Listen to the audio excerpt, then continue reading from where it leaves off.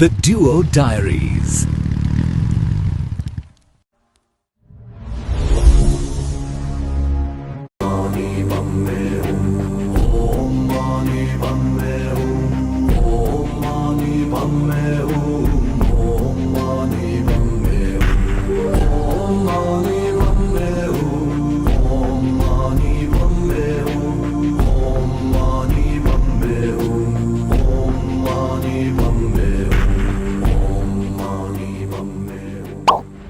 ನಮಸ್ಕಾರ ಎಲ್ರಿಗೂ.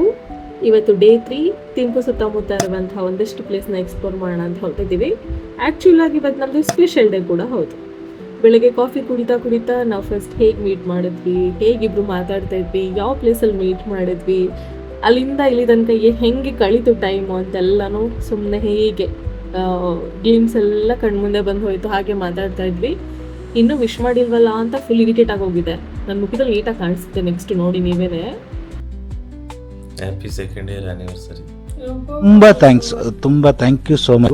ಸಿಕ್ಕಾಪಟ್ಟೆ ಖುಷಿಯಾಗಿದೆ. ನನಗೆ ಏನು ಮಾತಾಡ್ಬೇಕಂತ ಗೊತ್ತಾಗ್ತಾ ಇಲ್ಲ. ಭೂಟಾನಲ್ಲಿ ಇವತ್ತಿನವರೆಗೂ ಯಾವುದೇ ರೀತಿಯಾದಂತಹ ಟ್ರಾಫಿಕ್ ಸಿಗ್ನಲ್ಸ್ನ ಯೂಸ್ ಮಾಡಲ್ಲ.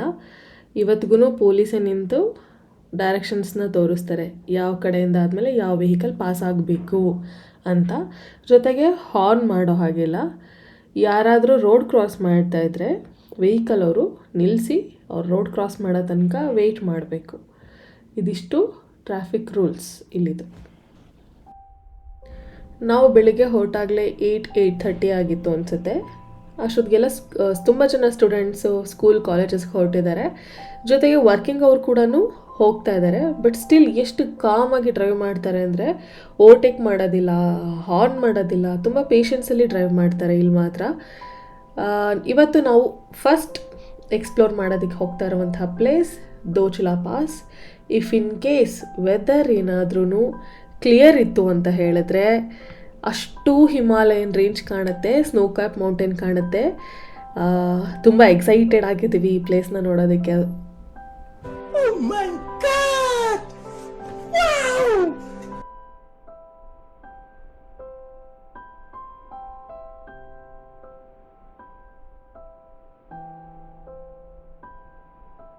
ಇಲ್ಲೇನು 108 ಸ್ತೂಪ ಇದೆಯಂತೆ ಟೋಟಲ್ಲು. ಸೊ ಒಂದು ಭೂತಾನ್ಗೂ ಮತ್ತು ಚೈನಾದ್ದು ಮತ್ತು ಅಸ್ಸಾಮೀಸ್ದು ಏನೋ ಮಧ್ಯೆ ಒಂದು ವಾರ ಆದಾಗ ಬಾರ್ಡ್ರಲ್ಲಿ 108 ಜನ ಸತ್ತೋದ್ರಂತೆ. ಸೊ ಅವ್ರ ನೆನಪಿಗೋಸ್ಕರ 4ನೇ ರಾಜ ಅವರ ಹೆಂಡತಿಯವರು ಮಾಡಿಸಿದಂಥ ಸೈನಿಕರ ನೆನಪಿಗೆ ಮಾಡಿಸಿದಂಥ ಸ್ತೂಪಗಳಿವು. ಎಲ್ಲಿ ಏನು ಕಾಣಿಸ್ತಾನೆ ಇಲ್ಲ, ಬರೀ ಮೋಡನೇ ಇದೆ. ಎಲ್ಲಿ ಕ್ಲಿಯರ್ ಇದೆ ಅಲ್ಲಿ ನೋಡು. ಕ್ಲಿಯರ್ ಇದ್ದಿದ್ರೆ ಮೌಂಟೈನ್ ಸ್ನೋ ಮೌಸ್. ನೀನ್ ಈ ತರ ಬಿಗಿ ಅಂತ ಬಿಕ್ಕಳ್ತಾ ಇದ್ರೆ ನನಗೆ ಅಂತ ತಿಕ್ಲಿ ಹಿಡಿಯುತ್ತೆ. ಅಂದ್ರೆ ಕೆಳಗೆ ಕಾಣಿಸ್ತು, ಬಟ್ ಇಲ್ಲಿ ಕಾಣಿಸಿದ್ರೆ ಚೆನ್ನಾಗಿರೋದು. A few moments later.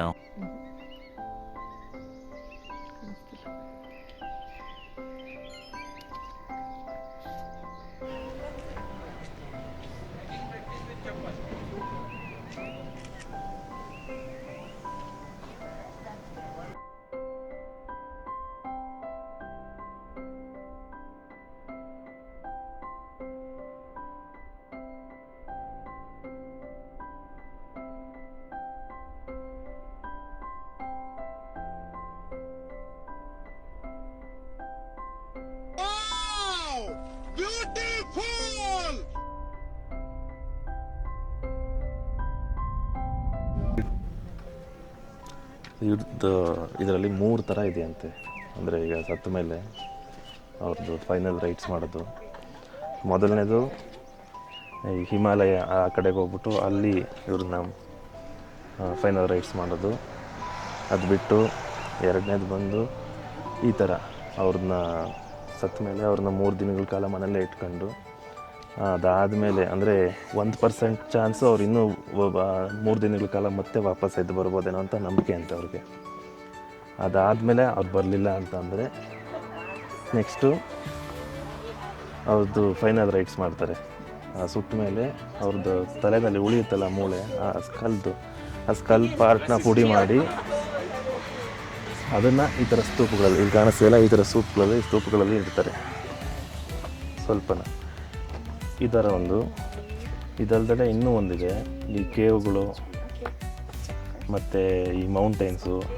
ಅಲ್ಲಿ ಹೋಗ್ಬಿಟ್ಟು ಚಿಕ್ಕದು ಬುಗುರಿ ಥರ ಈ ಸ್ತೂಪದ ಚಿಕ್ಕ ಇದೇ ಥರ ಚಿಕ್ಕ ಶೇಪಲ್ಲಿ ಮಾಡಿ ಅಲ್ಲಿಡ್ತಾರೆ.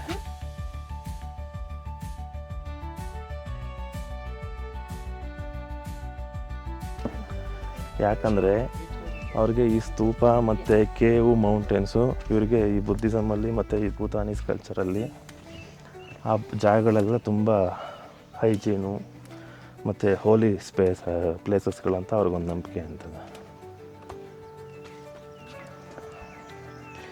ಜೊತೆಗೆ ಒಂದು ವರ್ಟಿಕಲ್ ಪೋಲ್ಗೆ ವೈಟ್ ಕಲರ್ ಫ್ಲ್ಯಾಗ್ಸ್ ಇರುತ್ತಲ್ಲ, ಆ ಫ್ಲ್ಯಾಗ್ಸ್ನ ಈ ಥರ ಬೆಟ್ಟಗಳ ಮೇಲೆ 108 ಫ್ಲ್ಯಾಗ್ಸ್ನ ನೆಡ್ತಾರೆ. ಅದು ಏನಕ್ಕೆ ಅಂತ ಹೇಳಿದರೆ ಅವ್ರಿಗೆ ಬೇಗ ಮೋಕ್ಷ ಸಿಗಲಿ, ಹಾಗೆ ಅವ್ರಿಗೆ ಪುನರ್ಜನ್ಮ ಬೇಗ ಆಗುತ್ತೆ ಅನ್ನೋ ಒಂದು ನಂಬಿಕೆ ಅವ್ರಿಗೆ.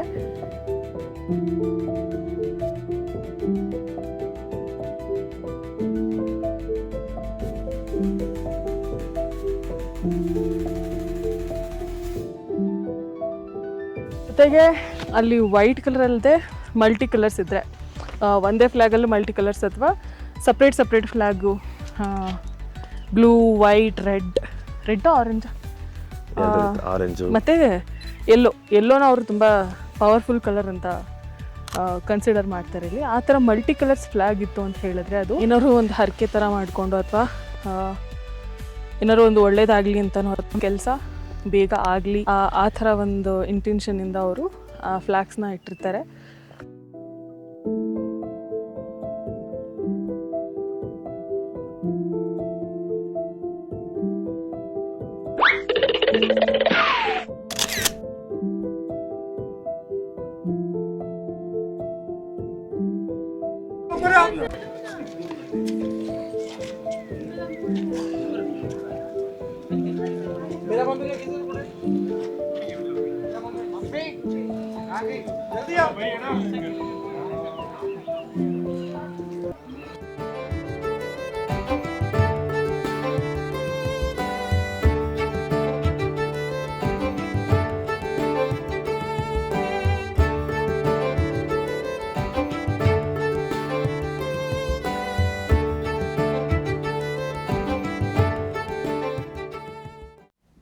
ಇವತ್ತಿನ ಸೆಕೆಂಡ್ ಪ್ಲೇಸ್ ಬಂದು ರೀಚ್ ಆಗಿದ್ದೀವಿ, fertility temple.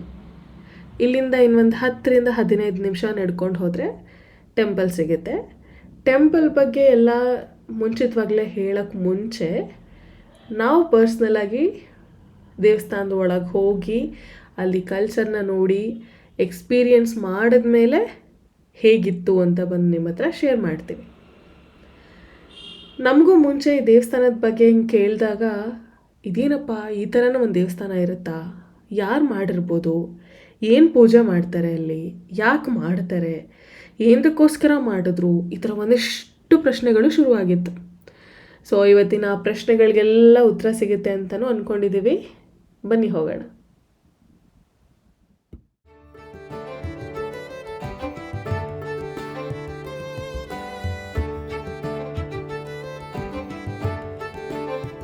Batman. Now you know who is the crazy Batman? Properly, what does he do? The subversion of the norms he has. He does not practice celibacy like all the other monks do. He is a very unique scholar. Crazy divide madman. So being a very unique scholar, what I say to the guest, he breaks the rigid society. Thinking, the nature of the mind. हम लोग का stereotypical thinking, we only, I say to the people like, wise men would travel and fool would wander, right? Wise men would always travel with the full intention to explore. ಚಿಮಿ ಲಖಾಂಗ್ ಅಥವಾ fertility temple ಅಂತ ಏನು ಕರಿತೀವಿ, ಈ ದೇವಸ್ಥಾನನ 1499ರಲ್ಲಿ ಕಟ್ತಾರೆ. ಯಾರ ಸ್ಮರಣಾರ್ಥವಾಗಿ ಅಂದರೆ ಡ್ರುಕ್ಪಾ ಕುನ್ಲೆ ಅಂದರೆ the divine mad man ಅಂತ ಕರೀತಾರಲ್ವ ಇವರು, ಅವರ ಒಂದು ಸ್ಮರಣಾರ್ಥವಾಗಿ ಕಟ್ಟಿದಂಥವ್ರು. ಕಟ್ಟಿಸಿದವರು ಲಾಮಾ ಅನ್ನೋಂಥವ್ರು ಇವರ ಶಿಷ್ಯರು.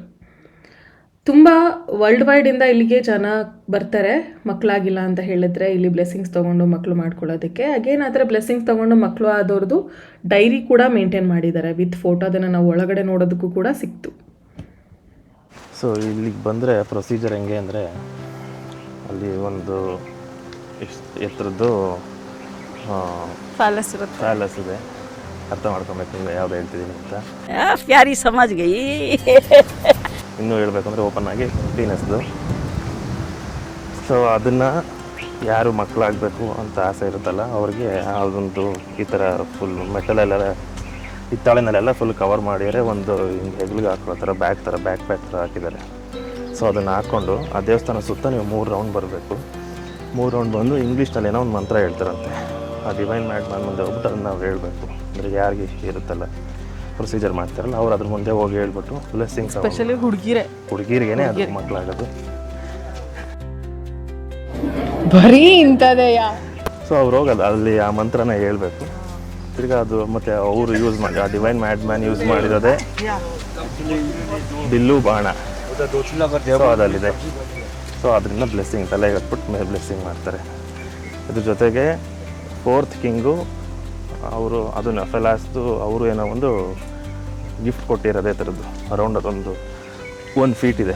ಮಕ್ಕಳು ಬೇಕು ಅಂತ ಹೇಳಿ ಅದೊಂದು ಪೂಜೆನ ಮಾಡಿರ್ತಾರಲ್ಲ, ಅದೆಲ್ಲ ಮುಗಿದು ಬ್ಲೆಸ್ಸಿಂಗ್ಸ್ ಎಲ್ಲ ಸಿಕ್ಕಾದ ಮೇಲೆ ಅವ್ರಿಗೆ ಒಂದು ವೈಟ್ ಚೀಟಿ ಕೊಡ್ತಾರಂತೆ. ಒಂದಿಷ್ಟು ಬುಕ್ಗಳು ಒಬ್ರುಗಳು ಕೊಡ್ತಾ ಇದ್ರು, ನಾವು ನೋಡಿದ್ವಿ. ಒಂದಿಷ್ಟು ಬಂಚ್ ಇತ್ತದು ಪೇಪರ್ಸು. ಅದನ್ನು ಅವರು ಹಿಂಗೆ ತಿರುಗಿಸಿ ಅವ್ರು ಹುಡುಗಿ ಕೈ ಕೊಟ್ಟರು. ಅವ್ರು ಒಂದು ಚೀಟಿನ ಹಿಂಗೆ ತೊಗೊಂಡ್ರು. ಬಟ್ ಗೈಡು ಹಾಗೆ ಹೇಳಿದ್ದು, ಅದೊಂದು ಚೀಟಿ ತೊಗೊಂಡಾದ್ಮೇಲೆ ಅದರಲ್ಲಿ ಗಂಡು ಮಗು ಆಗುತ್ತಾ ಹೆಣ್ಮಗು ಆಗುತ್ತಾ ಅಂತ ಇರುತ್ತಂತೆ. ಸೊ ಈ ಟೆಂಪಲಲ್ಲಿ ಆ ಥರ ಬ್ಲೆಸ್ಸಿಂಗ್ಸ್ ತೊಗೊಂಡು ಬಂದವರಲ್ಲಿ C ಮತ್ತು K ಅಕ್ಷರದಿಂದ ಹೆಸರು. ಅಂದರೆ ನಮಗೆಲ್ಲ ಸರ್ನೇಮ್ಸ್ ಎಲ್ಲ ಇರುತ್ತಲ್ಲ, ಮನೆತನ ಕಂಡುಹಿಡಿಯೋದು ಆ ಥರದ್ದೇನು ಇವ್ರಿಗಿರಲ್ಲ. ಯಾವ ಮಾನಿಸ್ಟ್ರಿಲಿ ಅವ್ರು ಬ್ಲೆಸ್ಸಿಂಗ್ಸ್ ತೊಗೊಂಡು ಮಗು ಆಗಿರುತ್ತೆ, ಅಥವಾ ಬೇರೆಯವರಾದ್ರೂ ಅಷ್ಟೇ ಮಕ್ಕಳಾದ್ಮೇಲೆ ಇಲ್ಲ ಈ ಟೆಂಪಲ್ ಅವ್ರುಗಳು ಏನು ಹೆಸರು ಕೊಡ್ತಾರೆ ಆ ಹೆಸರನ್ನ ಮಕ್ಕಳಿಗೆ ಇಡ್ತಾರೆ. ಇದಿಷ್ಟು ಫರ್ಟಿಲಿಟಿ ಟೆಂಪಲ್ದು ಒಳಗಡೆ ಏನು ಶೂಟ್ ಮಾಡೋಂಗಿರಲಿಲ್ಲ. ನಾವು ಜಸ್ಟ್ ಆಚೆ ಕಡೆ ಬಂದು ನಾವೇನು ನೋಡಿದ್ವಿ ಅದನ್ನು ಹೇಳ್ಬೋದು ಅಷ್ಟೇ. ಒಂಥರ ಇವ್ರ ಕಲ್ಚರ್ ತುಂಬ ಡಿಫ್ರೆಂಟ್ ಇದೆ. ನಮ್ಮಲ್ಲೂ ಇದೇ ಥರ ಮಕ್ಕಳಾಗಿಲ್ಲ ಅಂದರೆ ಹರಕೆ ಮಾಡ್ಕೊಳ್ಳೋದು ಎಲ್ಲ ಸ್ವಲ್ಪ ಡಿಫ್ರೆಂಟ್ ಅನಿಸುತ್ತೆ. ಚೆನ್ನಾಗಿ ಅನಿಸ್ತದೆ ಇಲ್ಲಿ ಕಲ್ಚರ್ ಬಗ್ಗೆ, ಫುಡ್ ಬಗ್ಗೆ. ಫುಡ್ಡಲ್ಲಂತೂ ಇವ್ರದ್ದು ಏನಿಲ್ಲ, ಚಿಲ್ಲಿ ಮತ್ತು ಚೀಸೇ ಮೇನ್ ಅಂತೆ. ರೆಡ್ ರೈಸ್ ಬೆಳೀತಾರೆ ಇಲ್ಲಿ ಮೇಯ್ನಾಗಿ. ಇವಾಗ ನಾವೇನಿಲ್ಲಿ ಹುನಾಕಾಗಿ ಬಂದಿದ್ದೀವಲ್ಲ, ಇಲ್ಲಿ ಅಗ್ರಿಕಲ್ಚರ್ ಜಾಸ್ತಿ. ಅಂದರೆ ಇದು ಸ್ವಲ್ಪ ಹ್ಯೂಮಿಡ್ ಬಿಸಿಲು ಇರೋ ಪ್ಲೇಸು. ತುಂಬ ಕೋಲ್ಡ್ ಇತ್ತು ಮುಂದೆ. ಇನ್ನು ಅದರದ್ದು ಇದೆಲ್ಲ ಇದೆ. ಆಮೇಲೆ ಮನೆ ಮೇಲೆಲ್ಲ ಬರ್ದಿದ್ದಾರೆ ದೊಡ್ಡದು ಪ್ಯಾಲೇಸ್ದು ಸ್ಟ್ಯಾಚೂಸ್ ತರಲ್ಲ. ನೋಡು ಲೋಫರ್ಗೆ. ಆಮೇಲೆ ಹುಟ್ಟಿರೋ ಮಕ್ಳಿಗೆ ಅದನ್ನು ಚಿಕ್ಕದು ಪ್ಯಾಲೇಸ್ನ ಪೆಂಡೆಂಟ್ ಥರ ಮಾಡಿ ಕತ್ತಿಗೆ ಹಾಕ್ತಾರಂತೆ, ದೃಷ್ಟಿ ಆಗಬಾರ್ದು ಅಂತ. ಮನೆಯಲ್ಲೂ ಅಷ್ಟೇ, ಮನೆಗೂ 4 ಕಾರ್ನರ್ಗೂ ನೇತಾಕ್ತಾರಂತೆ, ಯಾವುದೇ ಥರದ ಕೆಟ್ಟ ದೃಷ್ಟಿಗಳು ಬೀಳಬಾರ್ದು.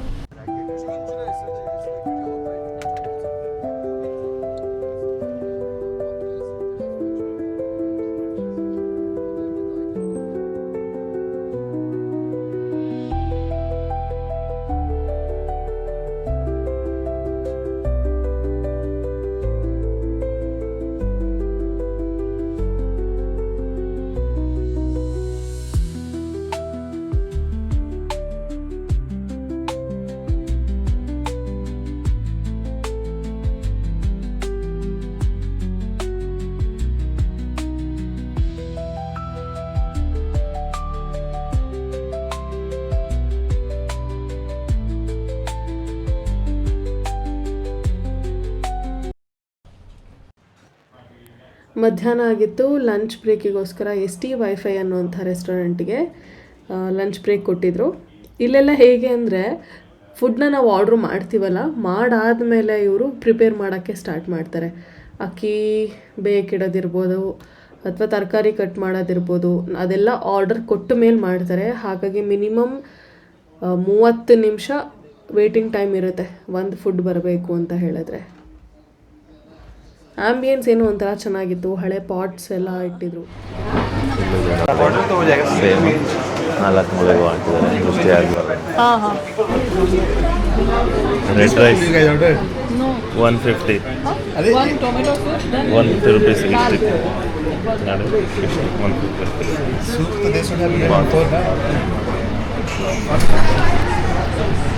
Let's go without money, man. ST wifi ಅಂತ ಯಾವುದೇ ಕಾರಣಕ್ಕೂ ಬರಬೇಡಿ ಇಲ್ಲಿಗೆ. ನನಗಂತೂ ಈ ಜೀವನವೇ ಬೇಸರವಾಗಿ ಹೋಗ್ಬಿಟ್ಟಿದೆ. ನೋಡಿ ವೆಜ್ ನಾನ್ ವೆಜ್ ವಸ್ತು very bad. ST Wi-Fi. They give free Wi-Fi, but really very bad food. No food. Food ಅಂತೂ ಏನೂ ಚೆನ್ನಾಗಿರಲಿಲ್ಲ. ಅಗೇನ್ ನಮ್ಮ ಹತ್ರ ಏನೇನು ನಾವು ಡ್ರೈ ಫ್ರೂಟ್ಸ್ ಎಲ್ಲ ಇಟ್ಕೊಂಡಿದ್ವಿ, ಅದರಲ್ಲೇ ತಿನ್ಕೊಂಡು ಹೋಗೋಣ, ನೆಕ್ಸ್ಟ್ ಪ್ಲೇಸಲ್ಲಿ ಎಲ್ಲರೂ ಚೆನ್ನಾಗಿರೋ ರೆಸ್ಟೋರೆಂಟ್ ಇದ್ದರೆ ಊಟ ಮಾಡೋಣ ಅಂದ್ಕೊಂಡು ಹೊರಟಿದ್ದೀವಿ. ಸೊ ನಮ್ಮ ನೆಕ್ಸ್ಟ್ ಪ್ಲೇಸ್ ಪುನಾಕಾ ಝೋಂಗ್.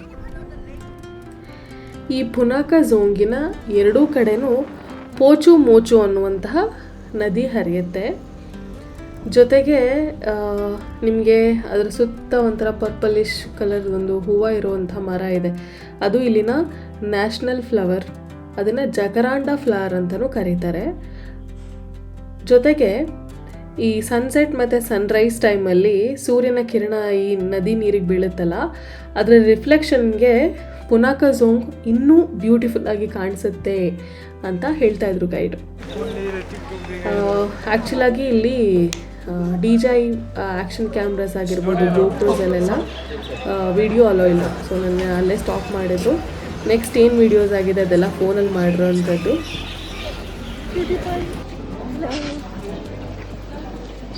ಓಡೋಯ್ತು ಒಳಗೆ.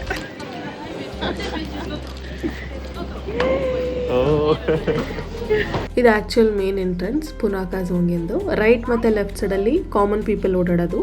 ಮಧ್ಯದಲ್ಲಿ ಏನು ಕಾಣಿಸ್ತಾ ಇದೆಯಲ್ಲ ಅದು ಬರೀ ರಾಜ ರಾಣಿ ಅಥವಾ ಅವ್ರ ಫ್ಯಾಮಿಲಿ ಮೆಂಬರ್ಸ್ ಓಡಾಡೋ ಅಂಥ ಸ್ಟೆಪ್ಸ್.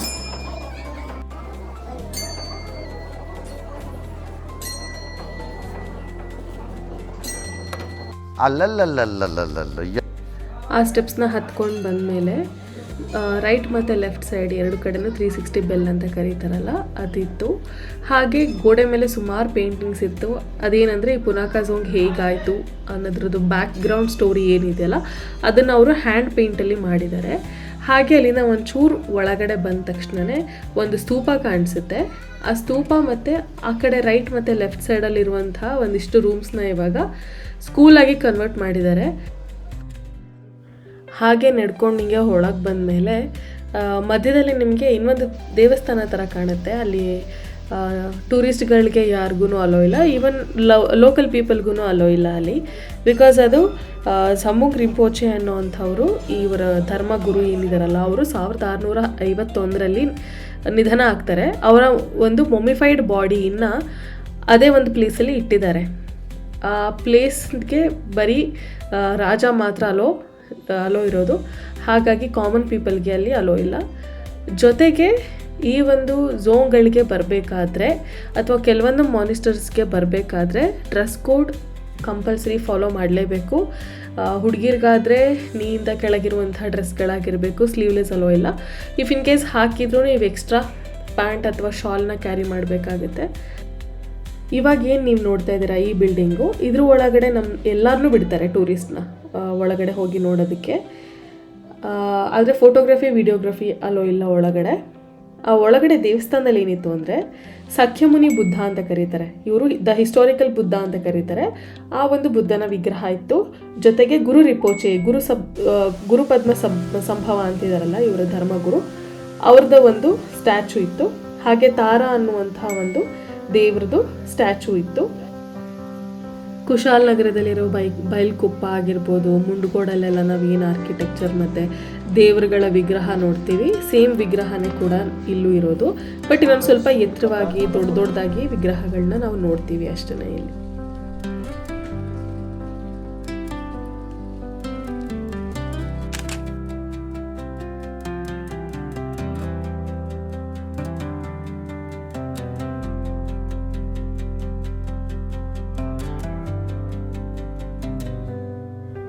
ಸೊ ಇದು ನಮ್ಮ 3ನೇ ಸ್ಪಾಟು, ಭೂತಾನ್ನ ಫೇಮಸ್ ಪುನಾಕಾ ಸಸ್ಪೆನ್ಷನ್ ಬ್ರಿಡ್ಜು.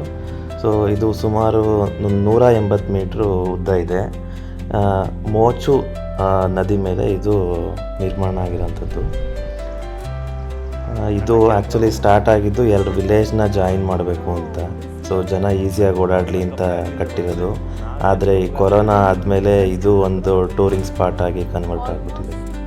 ಅರ್ಧ ತನಕ ಬರ್ತಾರೆ, ಅವ್ರು ಪಾಪ ಹಂಗೆ ವಾಪಸ್ ಹೊಟ್ಟೋಗ್ತಿದಾರೆಲ್ಲ.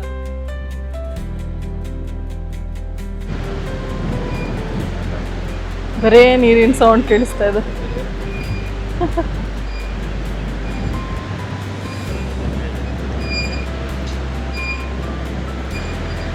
ಏನೋ ಒಂಥರ ಚೆನ್ನಾಗಿದೆ.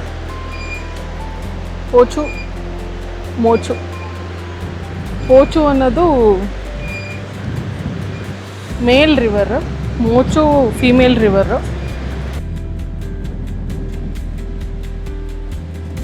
ಅದೆರಡು ಕಾನ್ಫ್ಲೆನ್ಸ್ ಆಗದೆ ಅಂತ ಹೇಳಿದ್ರೆ ಹೆಸರು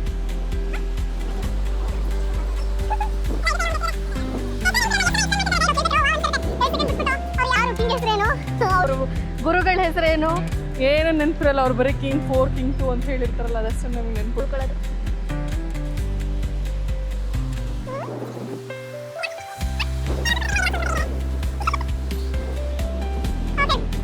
ಮುಂದ್ಗಡೆ ಯಾರು ಇಲ್ಲ. ಪೀಸ್ ಹಂಗೆ ನಡ್ಕೊಂಡು ಹೋಗ್ತಾ ಇದೀವಿ. ನಮ್ಮ ಗ್ರೂಪಿಂದ ಸುಮಾರು ಜನ ರಿವರ್ ರಾಫ್ಟಿಂಗ್ ಹೋಗಿದ್ರು. ನಾವು 4-5 ಜನ ಮಾತ್ರ ಹೋಗಿರಲಿಲ್ಲ. ಸೊ ಇಲ್ಲೇ ನದಿ ಹತ್ರ ಉಳ್ಕೊಂಡು ಸುಮ್ಮನೆ ಸುತ್ತ ಜಾಗಗಳನ್ನೆಲ್ಲ ಹಂಗೆ ನೋಡಿಕೊಂಡು ವೆಯ್ಟ್ ಮಾಡ್ತಿದ್ವು.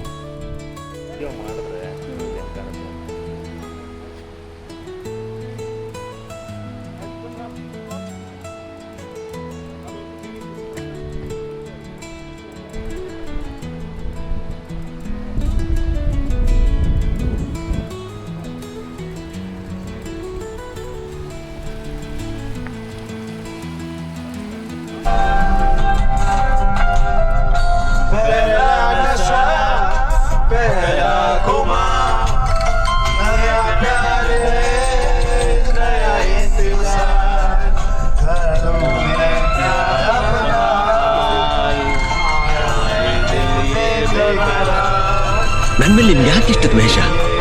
ನಾನು ಏನ್ ತಪ್ಪು ಮಾಡಿದ್ದೀನಿ? ನಾನೇನಯ್ಯ ತಪ್ಪು ಮಾಡಿದೆ? ನಾನು ಎಲ್ಲಿ ತಪ್ಪು ಮಾಡಿದೆ? ಇದಿಷ್ಟು ನಮ್ಮ ಡೇ 3 ಜರ್ನಿ ಆಗಿತ್ತು. ವಿಡಿಯೋ ಇಷ್ಟ ಆಗಿದ್ದರೆ ಲೈಕ್ ಮಾಡಿ, ನಿಮ್ಮ ಫ್ಯಾಮಿಲಿ ಫ್ರೆಂಡ್ಸ್ ಜೊತೆಗೆ ಶೇರ್ ಮಾಡಿ, ಚಾನಲ್ಗೆ ಸಬ್ಸ್ಕ್ರೈಬ್ ಆಗಿ. ಸಿಗೋಣ ಮತ್ತೆ ನೆಕ್ಸ್ಟ್ ವಿಡಿಯೋದಲ್ಲಿ.